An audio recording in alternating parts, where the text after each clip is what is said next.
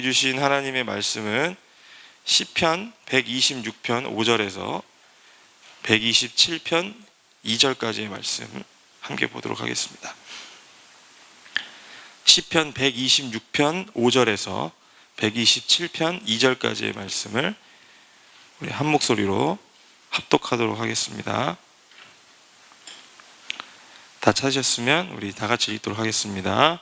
시작. 눈물을 흘리며 씨를 뿌리는 자는 기쁨으로 거두리로다.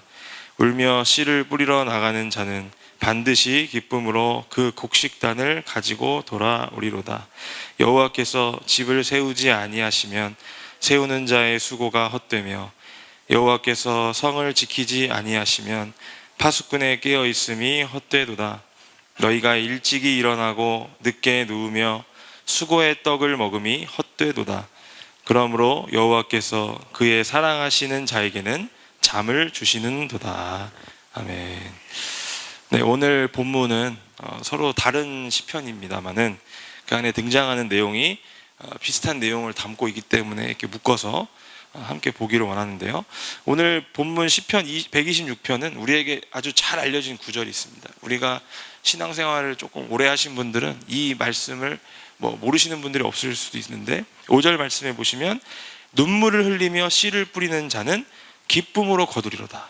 네, 가장 또 우리가 많이 듣는 것 중에 하나죠. 세상 속에서 어떤 노력하면서 또 열심을 다하면서 이 말씀 구절을 하나를 의지하면서 소망을 가지고 또 희망을 가지는 우리들의 모습을 이제 볼 수 있는데, 이 구절을 통해서 우리가 보통은 가지는 생각이 무엇입니까?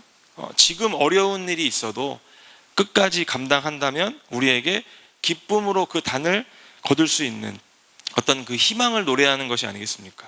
네, 맞습니다. 우리 그리스도인에게 있어서 이 부분은 매우 중요합니다. 자, 오늘 본문은 원래 이스라엘 백성들이 망하고 나서, 나라가 망하고 나서 바벨론 포로로 끌려갔을 때 엄청난 고생과 고통을 겪고 난 후에 이제 해방될 때 벅찬 감격과 기쁨을 아주 생생하게 기록한 시편이 126편입니다. 아마도 우리 대한민국 국민들에게, 특히나 우리 한국교회 교인들에게 이 말씀이 더 와닿는 것은 일제강점기를 거치고 또 그런 나라의 어려움들이 있을 때 그런 이 상황 속에서 이 말씀을 의지하게 한 것이 좀 더 우리 한국교회 성도들에게도 와닿지 않았나라는 개인적인 생각을 해봅니다. 자, 그래서 오늘 본문을 126편을 작은 그림으로 보자면 바벨론 포로 생활 시절에 힘들고 어려웠던 이스라엘 백성들이 이제 다시 고향으로 돌아가면서 그런 느끼는 감정이 드러나 있는 것이죠.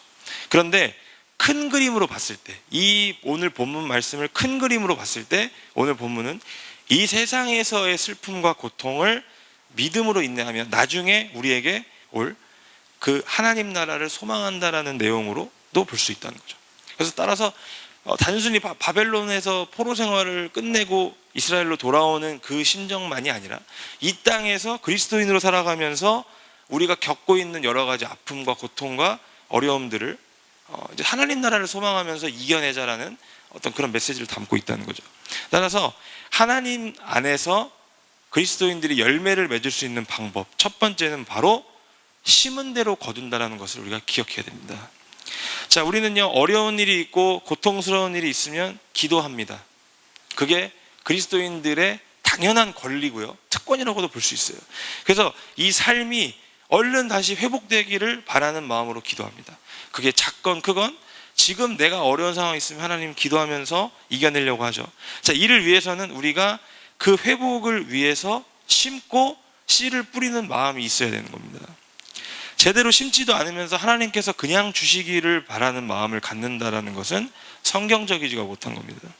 자, 무엇을 우리가 이루고자 한다면 열심을 다해서 노력해야 하듯이 우리 그리스도인들도 하나님 안에서 무엇인가 내가 열매를 맺고자 한다면 그에 맞는 열심과 최선을 다하는 모습을 통해서 하나님께 나아가야 된다는 것이죠. 자, 성경에서는 심은 대로 거둔다는 하나님의 방법을 우리에게 설명해 주고 있어요. 이를 제외하고 무조건적으로 하나님을 마치 도깨비 멍망이처럼 이거 주세요 뚝딱 적어주세요 뚝딱이라고 생각하는 것은 성경적이지 못한 방법이라는 것을 기억하셔야 된다는 거죠.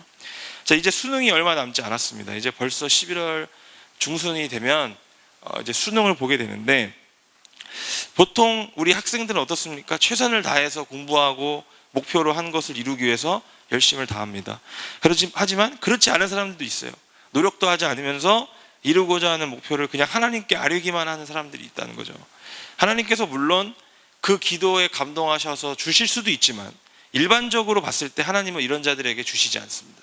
왜요? 노력이 따르지 않기 때문에 그렇다는 거죠. 자, 또 어떤 경우가 있습니까? 가족 중에서 신앙생활하지 않는 사람을 위해서 우리가 기도하는 경우들이 있습니다. 정작 그 사람에게 가서 내가 복음을 전하지도 않고 아무런 노력도 하지 않으면서 하나님께 이 사람을 구원해달라고 기도하는 것은 어떤 것입니까? 성경적이지 못하다는 거죠. 내가 적어도 이 사람을 하나님께로 이끌기 위해서 계속적으로 노력하고 계속적으로 복음을 전하는 어떤 그런 노력이 있어야 하나님께서 심은 대로 거두게 하시는 그 놀라운 은혜를 맛볼 수 있는 것입니다. 우리가 무엇인가 바라는 마음이 있으시다면 그에 맞게 노력도 함께 할 수 있는 우리 모두가 되기를 바랍니다.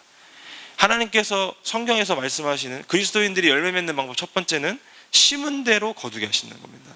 그 심는 과정 가운데, 뿌리는 과정 가운데 어려움이 있을지라도 기쁨으로 그 단을 거두게 하시는 것이 하나님의 논리고 하나님의 방법임을 기억해야 됩니다. 그래서 하나님께서 노력하는 자들에게, 심는 자들에게 반드시 그 열매를 맺게 하실 것을 우리가 믿는 마음으로 나아갈 수 있기 바랍니다. 그리고 두 번째, 127편으로 넘어오면 오늘 127편 시편은 어떤 시편이냐? 솔로몬의 시편입니다. 우리가 잘 알고 있지만 시편의 150개의 시편 중에서 솔로몬이 기록한 시편은 두 편이 있습니다. 그래서 그 중에 하나가 이 127편의 성전으로 올라가는 노래, 솔로몬의 시편입니다. 자, 그런데 솔로몬은 우리가 이제 잘 알다시피 잠언이라든가 전도서와 같이 지혜서를 같이 기록한 기자로 우리가 알려져 있는데, 솔로몬이 전도서를 기록을 했을 때처럼 오늘 본문 1절에서 2절에서도 보시면 헛되다라는 표현을 굉장히 많이 사용합니다. 우리 같이 1절에서 2절 말씀을 다 같이 한번 읽어보겠습니다. 시작. 여호와께서 집을 세우지 아니하시면 세우는 자의 수고가 헛되며, 여호와께서 성을 지키지 아니하시면 파수꾼의 깨어 있음이 헛되도다. 너희가 일찍이 일어나고 늦게 누우며 수고의 떡을 먹음이 헛되도다. 그러므로 여호와께서 그의 사랑하시는 자에게는 잠을 주시는도다. 아멘. 오늘 1절에서 2절에 보면 솔로몬은 헛되다라는 말을 3번이나 이야기합니다. 자, 여기서 주로 헛되다라고 하는 것은 무엇을 의미하느냐? 사람의 수고를 의미하는 것이죠. 우리가 아는 것처럼 헛되다라는 말은 히브리어로 헤벨이라고 합니다. 헤벨. 근데 이 헤벨이 뭐냐면 수증기를 뜻하는 단어입니다. 수증기가 어떻습니까? 물이 끓어서 올라가면 금방 사라집니다. 그러니까 헛되다라는 것은 이런 거죠. 해 아래에 있는 모든 것들이 헛되고 헛되고 헛되고 헛되며 헛되도다. 5번을 반복하는 전도서 1장의 말씀처럼 오늘 솔로몬은 이 땅에서의 사람의 수고, 사람이 뭔가 자신의 힘으로 능력으로 뭔가를 해보려고 했을 때 그 수고들이 마치 수증기와 같이 헛되다라고 말을 하고 있는 겁니다. 사람이 아무리 자신의 힘으로 어떤 능력으로 무엇인가를 해보려고 한다 해도 하나님이 함께 하시지 않으면 헛된 일일 뿐이다 라고 말씀하고 있는 겁니다. 우리가 잘 알다시피 솔로몬이 어떤 왕입니까? 이스라엘의 최대 영토, 전성기를 달렸던 왕이었어요. 다윗보다 더 큰 영토를 가지고 있었고, 이 사람의 삶은 우리가 역사서를 보면 잘 알고 있겠지만 엄청난 재물과 명예와 권력을 갖고 있었던 왕이 솔로몬입니다. 그리고 하나님께 지혜를 구해서 그 누구보다도 똑똑하고 정말 지혜로운 왕으로서 우리가 잘 알려져 있죠. 그런데 이 사람이 이 모든 사람의 수고와 이 땅에서의 힘과 능력은 헛되다, 이렇게 지금 한탄을 하고 있는 거죠. 따라서 우리가 오늘 본문을 통해서 알 수 있는 거, 하나님 안에서 열매 맺는 방법 두 번째는 무엇입니까? 바로 하나님의 함께 하심이 필요하다는 것입니다. 집을 세웁니다. 또 성을 지킵니다. 일찍 일어나서 늦게까지 수고하다가 눕습니다. 그런데 그 과정 가운데 하나님이 함께 하시지 않으면 다 헛수고라는 이야기입니다. 하나님은 오늘 2절 말씀 하반절에 보시면 그 사랑하는 자에게 잠을 주신다 말씀합니다. 여기서 잠은 무엇을 말하느냐? 하나님께서 주시는 평안과 안식을 말합니다. 예. 어떤 개념이냐? 결국 하나님께 모든 것들을 다 맡긴 자들에게는 하나님은 하늘의 평안과 안식을 허락해 주신다는 거죠. 그러니까 하나님과 동행하는 자들에게는 굳이 그런 걱정할 필요도 없고, 내가 굳이 내 힘으로 내 능력으로 뭔가 하지 않아도 하나님께서 편안하게 잠을 자고 다시 한번 하루를 시작할 수 있게끔 힘과 능력을 주신다는 겁니다.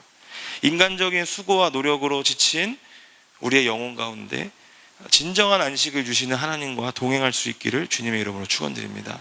오늘 말씀을 통해서 하나님 안에서 열매를 맺는 방법 두 가지. 첫 번째, 심은 대로 거둔다라는 방법 기억하시고, 두 번째, 오늘 말씀, 방금 전에 말씀드렸던 것처럼 하나님과 동행하는 삶을 통해서 하나님 안에서 최고의 열매를 맺을 수 있는 저와 여러분 되기를 주님의 이름으로 축원드립니다.